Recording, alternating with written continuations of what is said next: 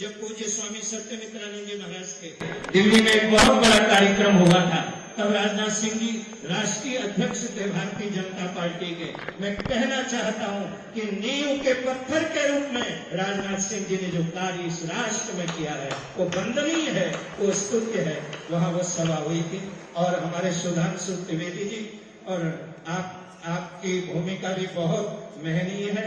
आइए, योग ऋषि बाबा रामदेव जी महाराज, आपने योग को, आपने आयुर्वेद को और आपने ये जो वैदिक शिक्षा बोर्ड है, मैकाले की शिक्षा पद्धति से जहां हमारे गुरुकुल समाप्त हो गए थे, मैं आपको कहना चाहता हूं, हिमालय के योगी ने सच्चिदानंद सरस्वती जी ने एक पुस्तक में लिखा था कि देखना एक समय कोई ऐसा यति आएगा, उन गुरुकुलों के गौरव को पुनः वापस लौट आएगा। वो पूज्य बाबा रामदेव जी और आचार्य बालकृष्ण पूज्य स्वामी जी। गौरव के पल है हमारे परम श्रद्धेय प्रातः स्मरणीय वंदनीय हम सब सन्यासियों के गौरव, सनातन के गौरव और हमारे बहुत बड़े सांस्कृतिक वैभव। पूज्य परमात्मा जी महाराज जी थोड़ी देर पहले बोल रहे थे, वो अनक्वांटिफाइड हमारी बहुत बड़ी एसेट है जिनको हम शब्दों में बोल नहीं सकते। वो ऐसी हमारी दैवी संपदा है, वो हमारी सनातन की संपदा है, वो हमारी राष्ट्रीय संपदा है। और ये सनातन का साम्राज्य विरासत जो हमने अपने पुरखों से पाया है, उसके जीवंत विग्रह हमारे पूज्य स्वामी जुड़ा पीठाधीश्वर अवधेशन गिरिज महाराज जी, एक बार जोरदार उनके अभिनंदन है।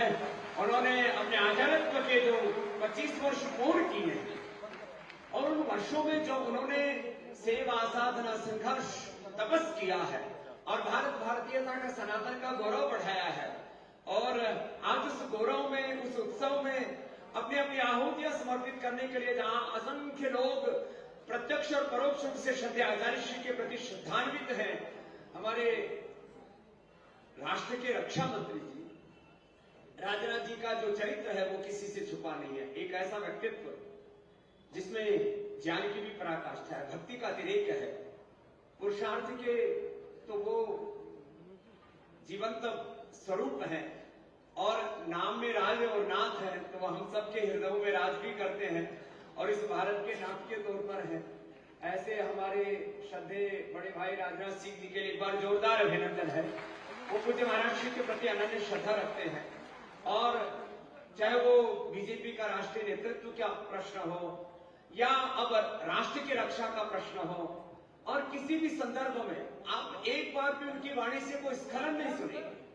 जैसे पूज्य महाराज श्री का विद्या विभूति और उनका ऐश्वर्य, उनके भीतर की जो सरस्वती है, वो जैसे हमारे पूज्य स्वामी परमात्मा जी कह रहे थे कि गंगा की तरफ प्रवाहमान होती है, ऐसे उनका व्यक्तित्व, उनका वक्तव्य, उनका चरित्र और नेतृत्व हम सबके लिए गौरव की बात है। एक बार पुनः उनका बहुत बहुत अभिनंदन करते हैं।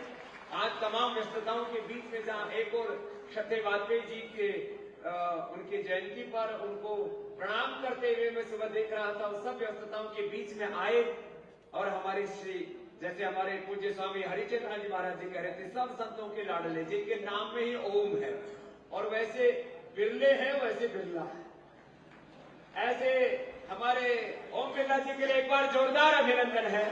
वो साधुओं के प्रति, संतों के प्रति, सनातन के प्रति, अपने मूल्य और आदर्शों के प्रति निष्ठावान है। और हमारे जो है सुधांशु जी, माने उनको एक प्रवक्ता मात्र कह देना, वहां उनके व्यक्तित्व की पूर्णता नहीं है। भारत के सांस्कृतिक संदर्भ हो, ऐतिहासिक संदर्भ हो, राजनीतिक संदर्भ हो, वैश्विक संदर्भ हो, सभी संदर्भों में कोई प्रामाणिक व्यक्तित्व कहीं राष्ट्रीय फलक पर देने वाला कोई प्रवक्ता है तो हमारे सुधांशु जी, एक बार जोरदार अभिनंदन। ऐसे महान व्यक्तित्वों की सन्निधि में आज इस 25 वर्ष के अमृत महोत्सव के इस गौरवपूर्ण पलों में हम सब साक्षी हैं। मैंने एक शब्द बोला था, भारत की सांस्कृतिक विरासत, उसके सम्मान, उसके हमारे पुरोधा और हम सबके गौरव, राजनीतिक विरासत, राजनीतिक और आर्थिक साम्राज्य वक्त के साथ ध्वस्त होते रहे।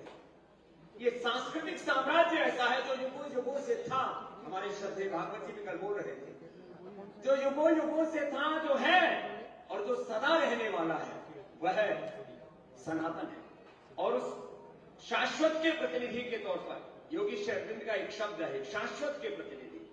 हमारे उस शाश्वत के प्रतिनिधि, सनातन के प्रतिनिधि हमारे श्रद्धेय आचार्य वर्य की ये आचार्यत्व के 25 वर्ष ये मात्र दिन या महीने या वर्ष नहीं है। उन्होंने एक एक पल इस आचार्यत्व को, सनातन को, धर्म को जिया है।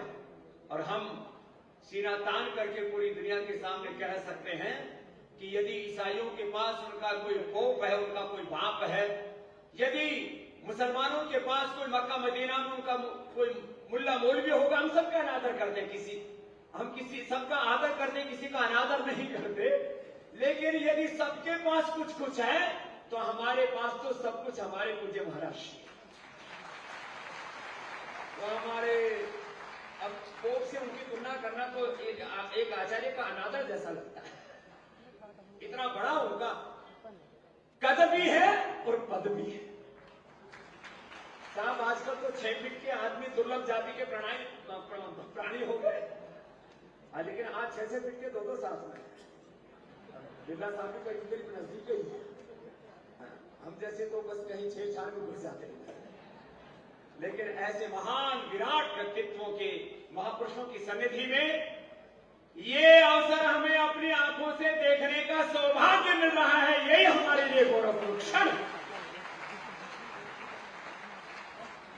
नहीं तो दुनियादारी के चक्कर में कौन ऐसे पलों के साक्षी हो पाते हैं। तो महाराज, हम तो आज इस मंगल मेला में अपनी प्रसन्नता व्यक्त करने के लिए आए हुए हैं। आज का वक्तव्य तो सुधांशु जी को भी देना है, हमारे श्रद्धेय बड़े भाई राजनाथ सिंह जी को देना है, ओम बिरला जी को भी देना है। इसलिए हम तो महाराज अपनी प्रसन्नता फिर से एक मारवाड़ी गीत पे करें। दुनियादारी में जिम्मेदारी मत भूलना, राजस्थानी लोकगीत है, वो सुनो है, हमने बुझो आपसे। दुनियादारी ओ गणगारी जन भेद मत दीजो हमारी जो कहानी तो बता लो, खुशी है, आनंद है, उत्सव है। दुनियादारी ओ गणगारी जन भेद मत दीजो हमारी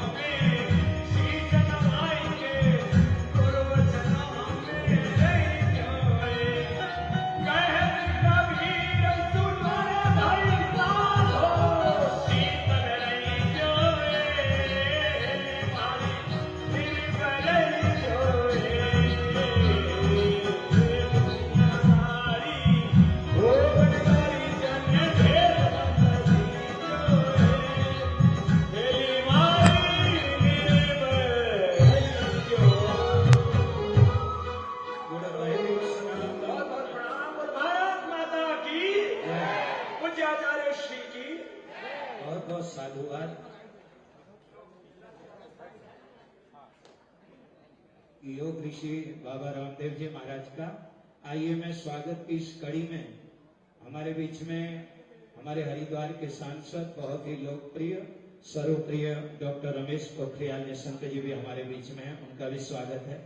मैं स्वागत की श्रृंखला में श्री सुधांशु त्रिवेदी जी के स्वागत के लिए प्रवीण चौधरी जी को कहूंगा और हमारे लोकसभा अध्यक्ष माननीय श्री ओम बिरला जी के स्वागत के लिए मोहिंदर लाहौरिया जी, प्रवीण नरूला जी को निवेदन करूंगा और हमारे देश के यशस्वी रक्षा मंत्री सीमाएं यदि आज हमारी सुरक्षित हैं और उसमें राजनाथ सिंह जी की बहुत बड़ी भूमिका है, उनके स्वागत के लिए, रक्षा मंत्री जी के स्वागत के लिए, मैं आदरणीय राजनाथ सिंह जी के स्वागत के लिए जीतू भाई लेस्टर से जो आए हैं उनसे निवेदन करूंगा, आए और माननीय लोकसभा अध्यक्ष जी का, माननीय राजनाथ सिंह जी का स्वागत करें।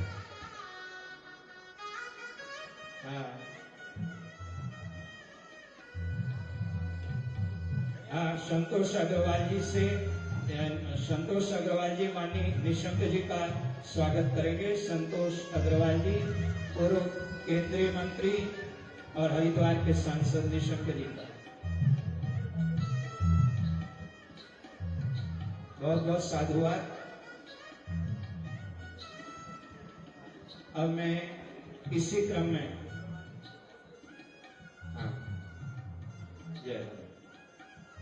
सभी लोग आज मैं सभी अपनी जगह बैठ जाएं।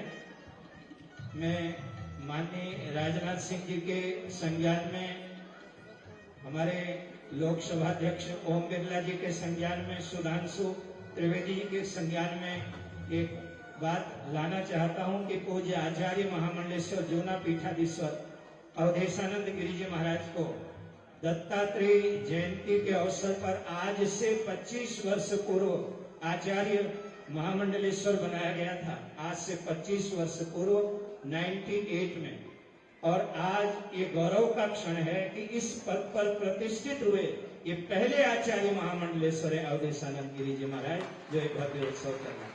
और सुधांशु द्विवेदी जी और सभी आप विद्वान जानते हैं कि 5 प्रकार के आचार्य जिसमें हों, 5 प्रकार के, उनमें ही उनको ही दीक्षा देने का अधिकार है।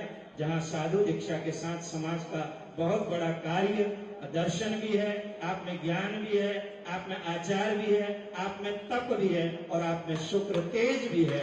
मैं सुधांशु द्विवेदी जी से निवेदन करूं 2 मिनट में अपनी शुभकामनाएं आचार्य जी को देने के का कष्ट करें।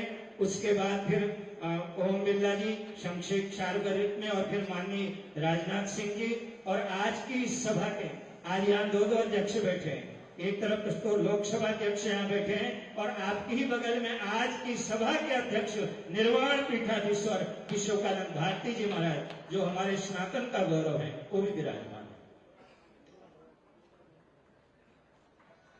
मंच पर विराजमान जूना पीठाधीश्वर आचार्य महामंडलेश्वर पूज्यपाद स्वामी अवधेशानंद गिरी जी महाराज, निरंजन पीठाधीश्वर पूज्य स्वामी कैलाशानंद गिरी जी महाराज, पूज्य स्वामी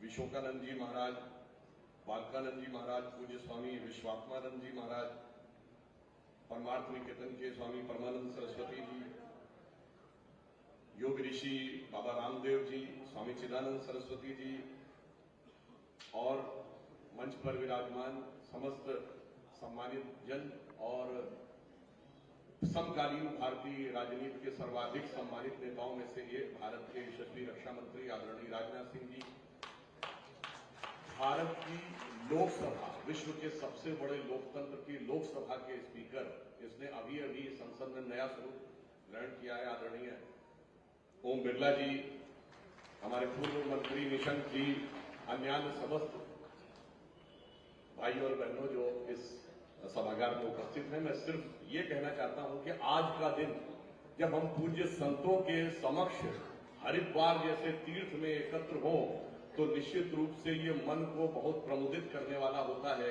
क्योंकि आचार्य तुलसी ने लिखा है रामचरितमानस में, मुद मंगलमय संत समाजू जो जग जंगम तीर्थ राजू, अर्थात जो संत हैं वो जागृत तीर्थ होते हैं, और जब तीर्थ पर यदि संतों का सानिध्य प्राप्त हो जाए तो यह परम सौभाग्य का विषय होता है। पूज्य स्वामी अवधेशानंद गिरी जी के आचार्य पद पर अधिष्ठित होने के 25 वर्ष पूरे होने के उपलक्ष्य में यह कार्य हो रहा है, और आज संयोग श्रद्धेय अटल बिहारी वाजपेयी जी का जन्मदिन भी है, तो मुझे याद आता है 25 वर्ष पहले एक और घटना भी हुई थी भारत में। भारत परमाणु शक्ति बनकर उभरा था, तो भारत की शक्ति का उद्भव भी 25 वर्ष पूर्व ही हुआ। और वैसे तो राजनीतिक मंच नहीं है, परंतु हमारी सत्ता भी 25 वर्ष पूर्व आई थी। 98 में अटल जी प्रधानमंत्री बने थे। अब कोई ये कहेगा कि नहीं वो 13 दिन वाले भी तो बने थे ना, तो साहब वो तो ट्रेलर था, फिल्म तो रिलीज हुई थी 98 में, फिर 1 वर्ष के बाद रुक गई थी, फिर पूरी फिल्म रिलीज हुई, फिर एक मध्यांतर आ गया। अब मोदी जी के नेतृत्व में धारावाहिक के रूप में सामने आ रहा है, सीरियल के रूप में, पहला चरण, दूसरा चरण और तीसरा चरण। मैं यह भी कहना चाहूंगा कि इस पुण्य तीर्थ स्थल के ऊपर संयोग से देखिए मार्ग शीर्ष का महीना है, जिसके लिए भगवान कृष्ण ने गीता में कहा मासा नाम मार्ग शीर्षो अस्ति, यानी इस मास को सर्वश्रेष्ठ माना गया। और उसी पंक्ति के आगे भगवान कृष्ण ने क्या कहा, प्रहलादाश्चामि दैत्याना, दैत्यों में मैं प्रहलाद हूं। मुझे लगता है विश्व में कोई दूसरी संस्कृति सेकुलरिज्म का ऐसा उदाहरण नहीं दे सकती कि जो हमारा विरोधी था, उसमें भी यदि कोई भगवान का भक्त था तो भगवान ने उसको गले नहीं लगाया, उसके उद्धार के लिए अवतार तक लेके दिखाया। मुझे लगता है भारतीय संस्कृति की यह महानता हम सबको प्रेरित करती है। और मैं यह भी कहना चाहूंगा, स्वामी रामदेव जी अभी सनातन की बात कर रहे थे, तो सिर्फ एक सूक्ष्म बात कह दूं। माना तो ये जाता है कि बिग बैंग थ्योरी हुई और 14 पॉइंट कुछ बिलियन ईयर्स पहले यूनिवर्स क्रिएट हुआ, और अभी जेम्स वेब टेलीस्कोप ने जो फोटोएं दी है उसमें बहुत सी आकाश गंगाओं की आयु जो अभी अनुमानित आयु है उससे अधिक है। तो अब एक नई थ्योरी ये आ रही है कि ये perpetual creation and destruction of universe चलता है, यानी निरंतर ब्रह्मांड का सृजन विध्वंस होता है और पैरेलल यूनिवर्स भी होते हैं। दुनिया के सबसे बड़े कॉस्मोलॉजिस्ट कार्ल सेगन ने थ्योरी दी है, अर्थात जो हमारे यहाँ कहा गया है जासु अंश उपजय गुणखानी अगणित वो महारमागम, अर्थात यही सनातन है, यही शाश्वत है, जो चिरंतर चलता रहता है, जिसका ना आदि है ना अंत है। और उस कॉस्मोलॉजिस्ट ने कहा, उसके शब्दों में बोल रहा हूं, only the ancient cosmological calculations of Hindus matches with the modern cosmological calculation, ये सनातन है। और अगर विस्तार में देखेंगे तो पूरब से पश्चिम तक मुझे लगता है अमेरिका में एटम बम बनाने वाले ओपेनहाइमर को यदि गीता से प्रेरणा मिली, तो आप पूर्व में जाएंगे तो जापान में देवी है बैलेंटीन, जो कि कमल पे विराजती है, हाथ में वीणा रखती है, गॉडेस ऑफ विजडम है, तो कहने की जरूरत नहीं है कि इसकी प्रतीक है। इसलिए मैं सिर्फ ये कहना चाहूंगा, भारत एक नया स्वरूप लेकर आज उभर रहा है। तो मैं कह सकता हूं कि भारत मां अंगड़ाई लेती, दिव्य चेतना जाग रही और ऋषि मुनियों की देवधरा फिर अपना रूप संवार रही। और अंत में आज जिनका जन्मदिन है, श्रद्धेय अटल बिहारी वाजपेयी जी, उनकी वह कविता की पंक्ति हमें ध्यान आती है, क्योंकि बहुत सारी चीजें आजकल धर्म, आध्यात्म और सनातन के ऊपर आक्षेप और आक्रमण भी होते हैं। और पूज्य स्वामी अवधेशानंद जी गिरी जी तो मेलबर्न से लेके, रियाद से लेके यूनाइटेड नेशंस तक पूरे विश्व में उस चीज का प्रचार करते हैं और किस रूप में स्थापित करने का उन्होंने कार्य किया। तो मैं सिर्फ ये कहना चाहता हूं कि वो उस संस्कृति का प्रचार कर रहे हैं जिसने भारत को विश्व गुरु बनाने की क्षमता है। तो अटल जी की उस पंक्ति से समाप्त करता हूं कि मैं अखिल विश्व का गुरु महान, मैं अखिल विश्व का गुरु महान, देता विद्या का अमर दान, मैंने सिखलाया मुक्ति मार्ग, मैंने दिखलाया ब्रह्म ज्ञान, मेरे वेदों का ज्ञान अमर, मेरे वेदों की ज्योति प्रखर, मानव के मन का अंधकार क्या कभी सामने सका ठहर, मेरे स्वर्ग में गहर गहर, सागर के जल में छहर छहर, इस कोने से उस कोने तक कर सकते जग की सौरभ में, हिंदू तन मन हिंदू जीवन, रग रग हिंदू मेरा। परंतु एक पंक्ति और कह दूं, ये कैसे अचीव होगा, क्योंकि विघ्न डालने वाले बहुत हैं। तो उसके लिए उन्होंने कहा था, अटल जी की पंक्ति से समाप्त कर रहा हूं, आहुति बाकी यज्ञ अधूरा, आहुति बाकी यज्ञ अधूरा, अपनों के विघ्नों ने घेरा, अंतिम जय का वज्र बनाने, नवदधी की हड्डियां गलाएं, आओ मिलकर दिया जलाएं। धन्यवाद।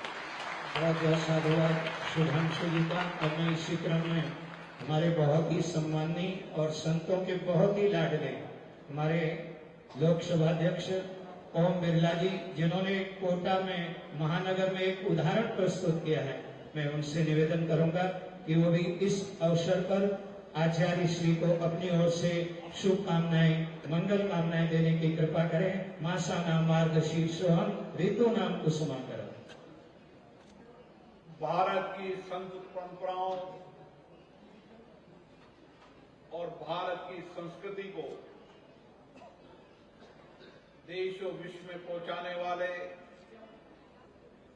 सभी संतों को मैं प्रणाम करता हूं। आज जो ये संत सभा है जिसमें हमारे परम पूज्य संत विराजमान हैं, जिन्होंने अपनी तप तपस्या से, अपने समर्पण से इस देश में नहीं पूरे विश्व के अंदर भारत के आध्यात्मिक ज्ञान को, उसकी संस्कृति, उसकी परंपराओं को पहुंचाकर एक मानव कल्याण का काम किया है। आज हम सबके श्रद्धेय जूना पीठाधीश आचार्य महामंडलेश्वर स्वामी अवधेशानंद गिरी जी महाराज का, जिन्होंने अपने जीवन में तप तपस्या, आध्यात्मिक मूल्यों के संरक्षण, रक्षण, संवर्धन और जिन्होंने अपनी तपस्या से हजारों लाखों संतों को साधु की दीक्षा दी और श्रेष्ठ परंपराओं को पहुंचाने के लिए देश और दुनिया में उन्होंने एक ऐसी व्यवस्था कायम की जिसके कारण आज पूरे देश में और पूरे विश्व में भारत के आध्यात्मिक और संस्कृति का वाहक के रूप में बने हुए हैं। आज आचार्य पीठ की दिव्य 25 वर्ष बने और इस 25 वर्ष में एक दिव्य महोत्सव जिसमें मुझे भी आने का मौका मिला, मैं इसके लिए आपका कृतज्ञ हूं कि आप जैसे इतने संतों का आशीर्वाद मिला, आपका आध्यात्मिक ज्ञान, आपकी वाणी, आपके ज्ञान का कुछ लाभ हमें भी मिले और हमारे बीच में माननीय राजनाथ सिंह जी, जो राजनीति के अंदर जिन्होंने एक शुचिता से अपना जीवन को जिया, संगठन के अंदर भी उन्होंने एक ऐसे संगठन में अपने जीवन को समर्पण किया जो आज देश और प्रदेश के अंदर शासन कर रहा है। और रक्षा मंत्री के रूप में जिन्होंने देश नहीं पूरे विश्व के अंदर एक मिसाल कायम की कि हम केवल हमारे देश की नहीं रक्षा कर रहे, विश्व के अन्य देशों के अंदर भी सब अपनी अपनी संप्रभुता से रक्षा करें, उसके संसाधन उपलब्ध कराने के लिए भी एक अभूतपूर्व काम किया। आज जो संत यहां विराज रहे हैं, इन्होंने अपने जीवन को तप और तपस्या और इतना समर्पण है, उनकी तपस्या के कारण आज एक संत परंपरा नहीं, एक आध्यात्मिक धर्म और संस्कृति की परंपरा से एक मानव निर्माण का काम किया। हर चुनौतियों से, कठिनाइयों से लड़ने का आध्यात्मिक ज्ञान दिया, जिसके कारण मन में कभी भी पीड़ा हो, दर्द हो, अवसाद हो, उस अवसाद को आध्यात्मिक ज्ञान से, अपनी संस्कृति से, ज्ञान से उसको जीवन जीने की राह दी। आचार्य महामंडलेश्वर स्वामी अवधेशानंद जी ने केवल देश में नहीं, संपूर्ण विश्व के अंदर सनातन संस्कृति परंपराओं के साथ हिंदू धर्म और ग्रंथों को जिस सरल भाव से प्रस्तुत किया, आज पूरा समाज उनका ऋणी है। जिन्होंने आम जनमानस के अंदर सनातन संस्कृति और ज्ञान को सरल भाव से पहुंचाया, जिनकी व्यांग वाणी से, जिनके ओजस्वी तेज से आज हजारों सन्यासी, लाखों सन्यासी इसी जूना पीठाधीश में सन्यासी बनकर और भारतीय संस्कृति के वाहक बने हुए हैं। मैं आज स्वामी जी के चरणों में सशक्त प्रणाम करता हूं। स्वामी जी का प्यार उतना ही अटूट है जिससे उनका एक बार मिलना हो जाता है। उनका स्नेह, उनका आशीर्वाद, उनका आध्यात्मिक दिव्य ज्ञान, उनका आध्यात्मिक प्रेम और जिस तरीके से बाबा रामदेव जी कह रहे थे कि जिन्होंने इस भारतीय संस्कृति संत परंपराओं को केवल देश में नहीं दुनिया में पहुंचाने का काम किया, जिन्होंने अपनी वाणी से, लेखक से, शब्दों से और विशेष रूप से उनके तेजस्वी भाव, उनके तेजस्वी चेहरे से दुनिया का हर आम आदमी प्रभावित होता है। आज मैं उनको प्रणाम करता हूं कि उन्होंने इस 25 वर्ष के अंदर इस संत परंपरा को और आगे बढ़ाया और संत परंपरा और भारतीय संस्कृति आध्यात्म को प्रतिस्थापित किया। हम सब भारतवासी उनके ऋणी हैं जिन्होंने संस्कृति और आध्यात्म को जोड़ने का काम किया। उनका जीवन करोड़ों लोगों के जीवन का बदलाव बना और आज करोड़ों लोग उनके वाणी से, उनके ज्ञान से, उनके लेखन से निश्चित रूप से मानवीय जीवन को प्रभावित किया और व्यक्तित्व निर्माण में उनकी बहुत बड़ी भूमिका है।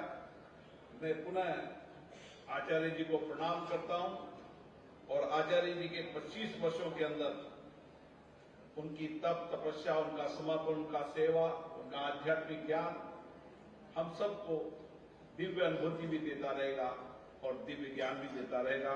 मैं पुनः सभी संतों को प्रणाम करता हूं।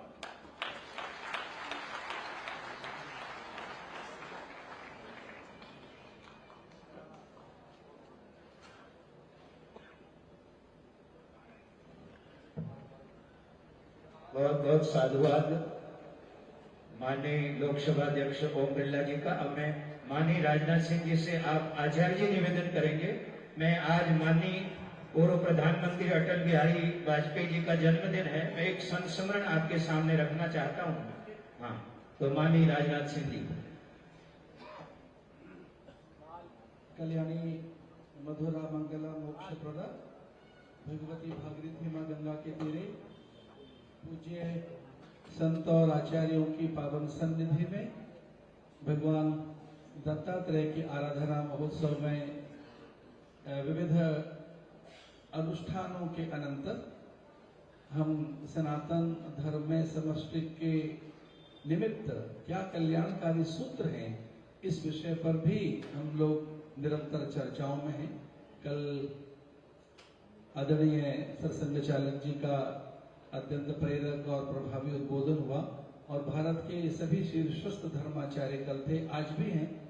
इसी श्रृंखला में आदरणीय ओम बिरला जी जो हमारी लोकसभा के अध्यक्ष हैं और भारत के सबसे बड़े लोकतंत्र के मंदिर के वो अधिपति हैं, उनकी विनम्रता, सहजता से मैं अभिभूत हूं और वो स्वयं भी एक आध्यात्मिक अंतःकरण के एक दिव्य सत्पुरुष हैं।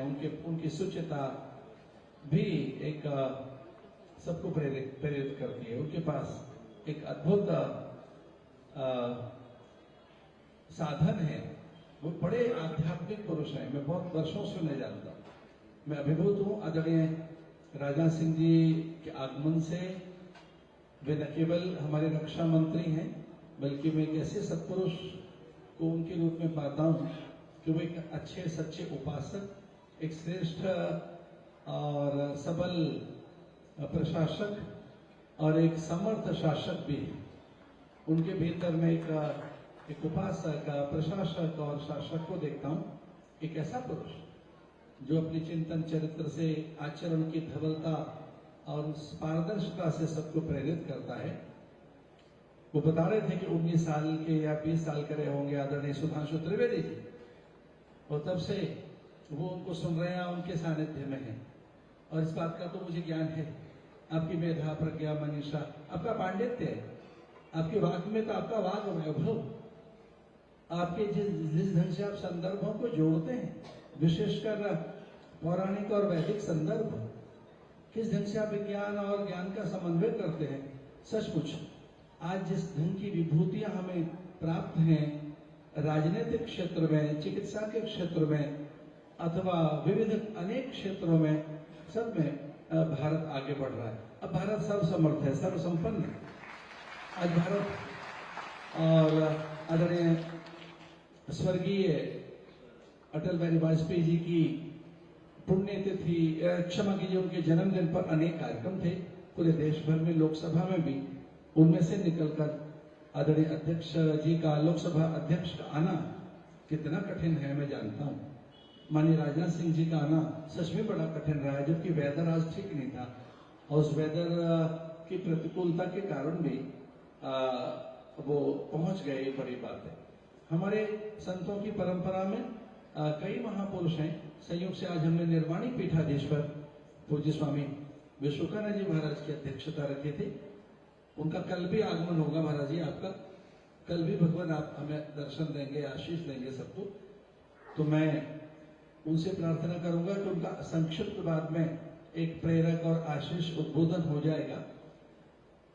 मैं अभी देख रहा हूं माननीय अवस्थी जी अभी अभी आकर बैठी हैं, उनके सायंकाल में कार्यक्रम रहेंगे। कल चक्रव्यूह का यहाँ कार्यक्रम था, उसका नाट्य मंचन और आपका आज गायन होगा। देश के सुप्रसिद्ध गायिका और कोरियोग्राफर, विशेषकर नाट्य मंचन के लिए जो विश्वविख्यात है मैत्री पाणी, उनका भी एक ग्रुप आ जाएगा। उसका हम आनंद सायंकाल में लेंगे। अब मैं बिना किसी औपचारिकता के भारत के तेजस्वी पुरुष को, उस दिव्य पुरुष को, जैसा कि मैंने कहा कि उसमें एक सच्चा उपासक, श्रेष्ठ प्रशासक, एक सबल शासक विद्यमान है, ऐसे एक महापुरुष जिनके पास चिंतन की शुद्धता, चरित्र की उच्चता, आचरण की पारदर्शिता है, ऐसे माननीय राजनाथ सिंह जी का आह्वान करता हूं कि इस अवसर पर वो यहाँ आए हुए सभी साधकों का, जिज्ञासुजनों का मार्गदर्शन करें।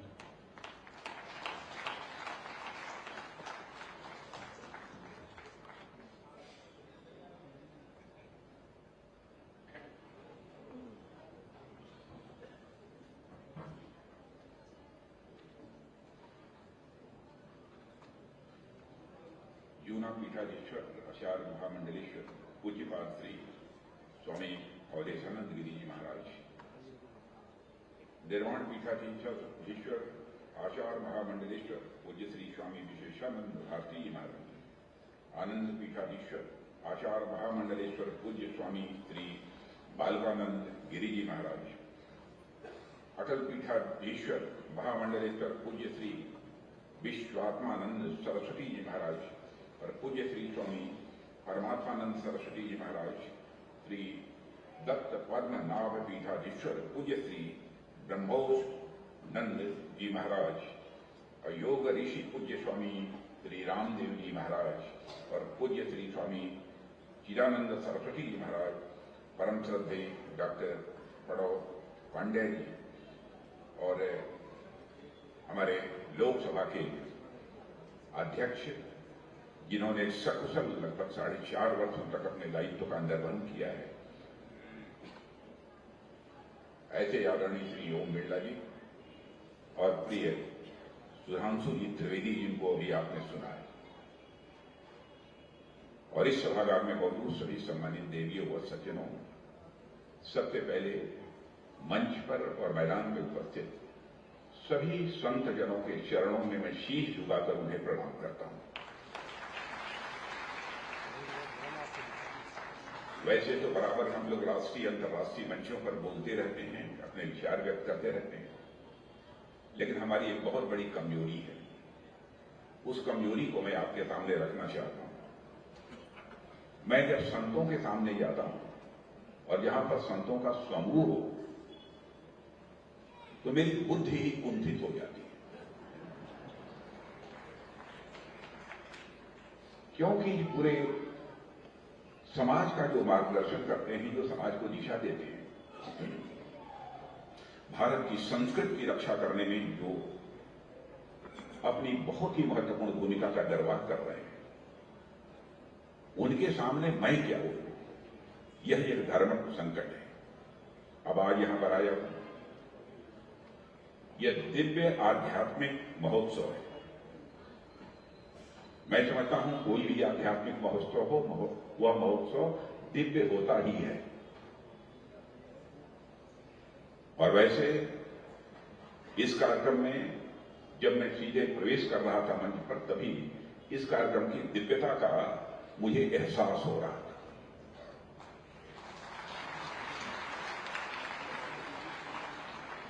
और व्यक्ति आध्यात्मिक कौन है? मैं यह मानता हूं मंदिर में जाकर पूजा करना, मस्जिद में जाकर इबादत करना, गिरजाघर में जाकर सजदा करना, सभी धर्म के लोग अपने अपने हिसाब से यह सब सारी जिम्मेदारियों का निर्वाह करते हैं। लेकिन मैं मानता हूं कि यही अध्यात्म नहीं है। जिसका मन बड़ा होता है वही आध्यात्मिक होता है, जिसका मन उन्मन होता है वही आध्यात्मिक होता है। हमारे जो भी संत यहां पर बैठे हैं और वहां मैदान पे जो हमारे संतगण बैठे हैं, ऐसे ही उन्होंने अपने सारी पारिवारिक झंझावातों से अपने को अलग करके अपने जीवन में संन्यास धारण किया है। तो यह काम छोटे मन का व्यक्ति नहीं कर सकता। यह काम यदि कोई कर सकता है तो बड़े मन का ही व्यक्ति कर सकता है। और जो बड़े मन का होगा वही समाज को दिशा देने का काम कर सकता है। और मैं तो एक विज्ञान का छात्र रहा हूं। मैं यह भी मानता हूं कि जिस व्यक्ति का मन जितना बड़ा होता है और जैसे जैसे उसका मन बड़ा होता जाता है, वह व्यक्ति ऊंची अनुपात में आध्यात्मिक जीवन में अपने ऊंचाइयों को हासिल करता चला जाता है।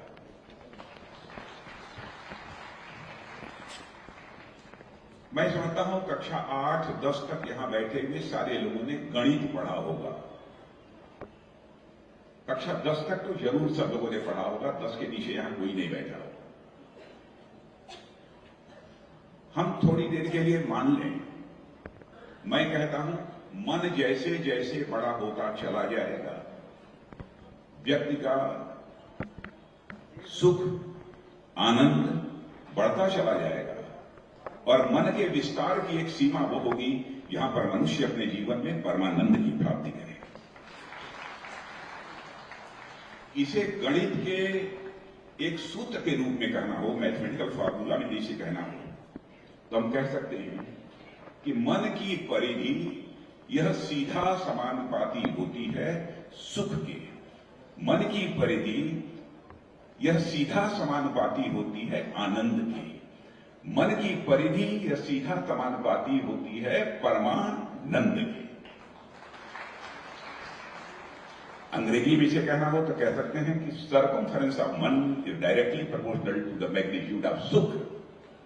सर्कमफरेंस ऑफ मन is directly proportional to the magnitude of आनंद। सर्कमफरेंस ऑफ मन is directly proportional to the magnitude of परमानंद। वैसे परमानंद का कोई मैग्नीट्यूड नहीं होता है, कोई उसका परिमाण नहीं होता है। वही व्यक्ति आध्यात्मिक। यहां सब सारे बड़े मन के लोग बैठे हैं और यहां यदि आप सबके बीच में उपस्थित हूं तो जिन्होंने यह कार्यक्रम आयोजित किया है और 25 वर्षों तक लगातार एक पीठाधीश्वर के रूप में अपने दायित्व का निर्वहन करते हुए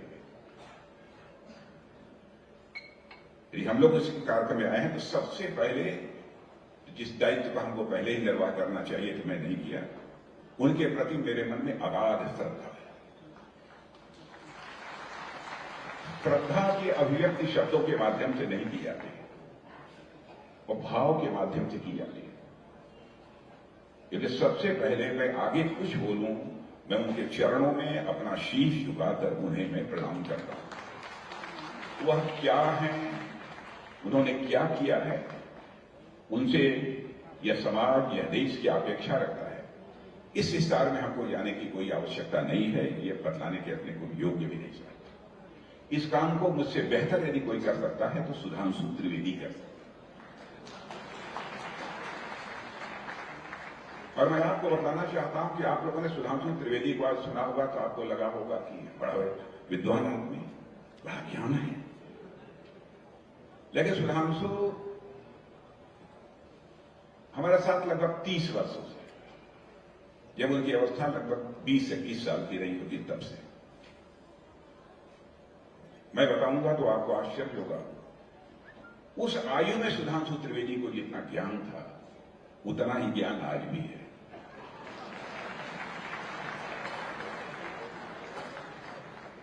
यह परमात्मा की कृपा है।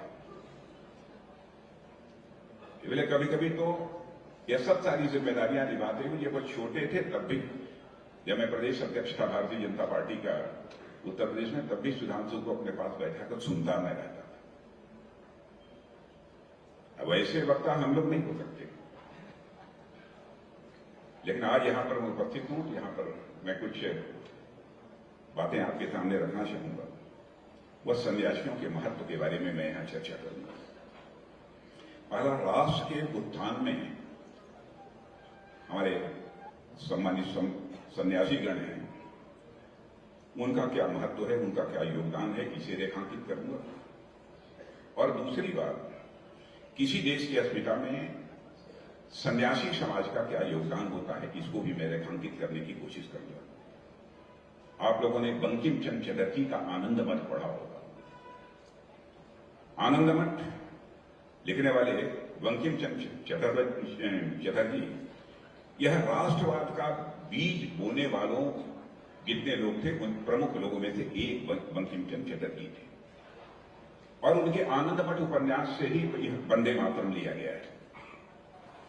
और उसी आनंद मठ उपन्यास में ही बंकिम चंद्र चटर्जी विशेष रूप से 1770 के बंगाल के अकाल और सन्यासी विद्रोह की वह चर्चा करते हैं। इसमें बंकिम चंद्र चटर्जी ये बताते हैं किस प्रकार उस समय सन्यासियों ने, जो दुनिया से पूरी तरह से विरक्त हो चुके थे, उन्होंने अंग्रेजों के खिलाफ एक नया रण छेड़ दिया था। आप सोचिए आखिर किस कारण से, किस प्रेरणा से अनेक सन्यासियों ने, अनेक साधियों ने अंग्रेजों के खिलाफ यह विद्रोह छेड़ दिया था। यह सोचने की बात है। वे सन्यासी दुनिया से विरक्त हो चुके थे, माया को त्याग चुके थे, तो उन्होंने क्यों ऐसा किया, यह एक विचारणीय प्रश्न है। साथियों, मैं मानता हूं कि मेरी समझ से इसका कारण यह है कि सन्यासियों का इस राष्ट्र की संस्कृति से एक बहुत गहरा जुड़ाव है। भवानी पाठक और दिरजी नारायण जैसे अनेक सन्यासियों ने सन्यासी विद्रोह के माध्यम से इस जुड़ाव यानी भारतीय संस्कृति के प्रति अपने जुड़ाव को यह समय समय पर दर्शाया है। देवियों व सज्जनों, देश की सामाजिक, सांस्कृतिक, यहां तक कि राजनीतिक व्यवस्था से भी हमारे सन्यासियों का सदैव जुड़ाव रहा है। यदि मैं राजनीतिक व्यवस्था से जुड़ाव की बात कह रहा हूं तो लोग ये कहेंगे ये कैसे संभव है, लेकिन मैं उसकी आगे चर्चा करना चाहूंगा। जब भी आवश्यकता पड़ी, हमारे देश के सन्यासी समाज ने समाज सुधार में, संस्कृत के उत्थान में तथा राजनीतिक व्यवस्था के बदलाव में एक महत्वपूर्ण भूमिका निभाई है। सन्यासी मोह माया त्याग कर भले ही समाज से विरक्त हो जाते थे, लेकिन समाज को वह उसके हाल पर छोड़ दे, ऐसा हमारे देश के पूज्य सन्यासियों ने, स्वामियों ने नहीं किया। समाज में न रहकर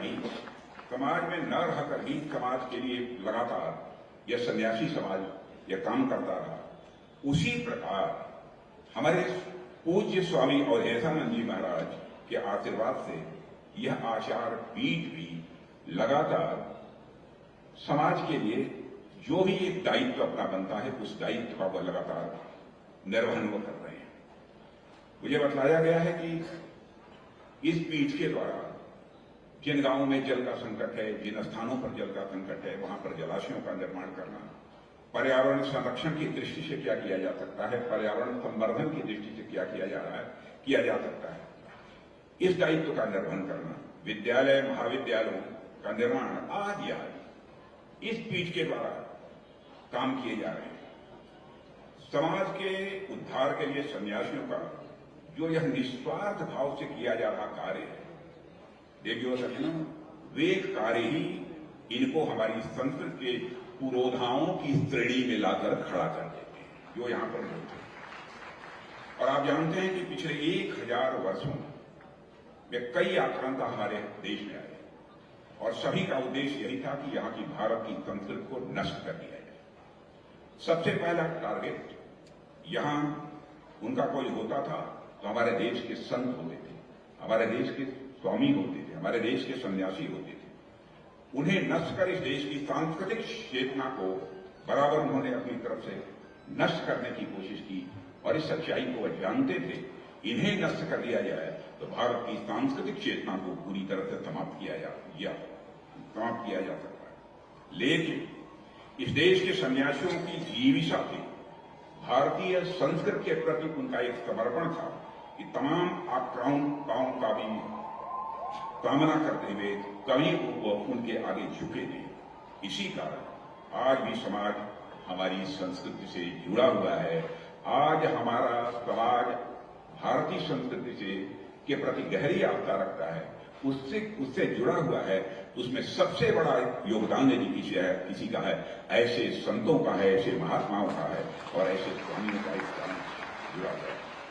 और मुझे कहते हुए प्रसन्नता है कि आप जैसे संतों के अनवरत प्रयासों से आज की नई पीढ़ी भी भारतीय संस्कृति के गौरव को फिर से समझने लगी है और भारतीय संस्कृति पर वह गर्व करती है। आज एक ऐसी स्थिति पैदा हुई, दुनिया में है अपनी पहचान, हम लोगों ने किसी भी सूरत में मिटने नहीं दी। उसमें भी यदि श्रेय किसी को जाता है तो हमारे देश के संतों को जाता है, हमारे देश के सन्यासियों को जाता है। वो एक छोटी सी कहानी याद आती है। एक गधा था, खच्चर होते, स्वाभाविक है लोग सामान लाद कर एक स्थान से दूसरे स्थान तक उसको ले जाते हैं, तो उसके ऊपर कुछ मूर्तियां थी, ये लोग अपना रख कर एक स्थान से दूसरे स्थान पर ले जाते थे। रास्ते में जो भी दिखाई देता था तो उसकी तरफ यह बिल्कुल सिर झुकाकर और कभी जमीन से अपने हाथों को टच करके उसका अभिवादन करता था। तो उस खच्चर को यह संदेश, ये भ्रम पैदा हो गया कि वाह, हमारा सम्मान कितना बढ़ गया कि अब लोग हमको प्रणाम कर रहे हैं। तो उसने ये क्या किया, अब हम कोई चीज अपने पीठ के ऊपर नहीं उठाएंगे, चाहे वो मूर्ति हो, चाहे किसी की प्रतिमा हो, चाहे कुछ भी हो। और उसने उठाकर उसको पटक दिया और जब उसको नीचे उतारकर जब वह चलने लगा और जिस रास्ते से आता था लोग अभिवादन करते थे, उसी रास्ते से जब वह लौटने लगा तो किसी ने उसका अभिवादन नहीं किया। तो वह रेखता हुआ लोगों के सामने पहुंच जाता था कि मैं वही हूं जिसको तुम पहले अभिवादन करते थे, जिसके पीठ पर प्रतिमाएं देवी देवताओं की हुआ करती थी, मैं वही हूं। जाकर उनको रेखता था, फिर भी उसका कोई अभिवादन नहीं करता था, बल्कि उसके ऊपर 2 लाठी बरसाते थे कि तुम यहां से भाग जाओ। परिणाम यह हुआ कि लोग पहले लोगों ने दुत्कारा और उसको भगाया। कमोबेश यही हालत देवियों व सज्जनों उस व्यक्ति की भी होती है जो अपनी संस्कृति से कट जाता है, उसकी भी हालत ऐसी है। परंतु उन इंसानों की क्या कहा जाए जो एक छोटी सी बात नहीं समझते हैं और अपनी संस्कृति, अपनी पहचान से स्वयं को काटने में वह लगे रहते हैं और इसी में वह आनंद की अनुभूति करते हैं। अपने निहित राजनीतिक स्वार्थ की पूर्ति साधने की भी वह कोशिश करते हैं। हमें अपनी संस्कृति से जुड़े रहना होगा और उससे जुड़े रहने में हमारे सन्यासियों साथियों का हमें सदैव मार्गदर्शन मिल रहा है। यह हमारे लिए किसी आशीर्वाद से कम नहीं है।